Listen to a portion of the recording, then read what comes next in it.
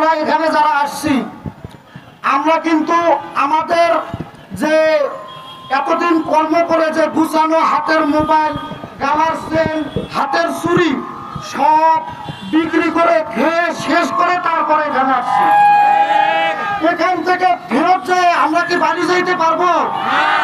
আমরা কি আমাদের বাসায় যাইতে পারবো?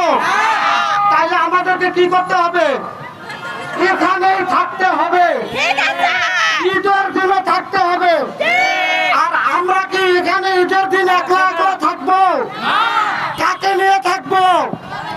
আমাদের এই শ্রমিকদেরকে নিয়ে যে শ্রম উপদেষ্টা কাজ করে, যে শ্রম সচিব কাজ করে, তাকে সহ আমরা এই ঢাকা শহরে ঈদ করবো।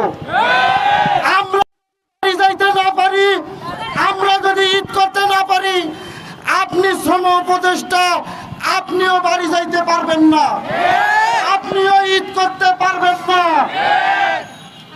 আমাদেরকে রাস্তায় রেখে আপনি এসি রুমে বসে এসির হাওয়া খাবেন আর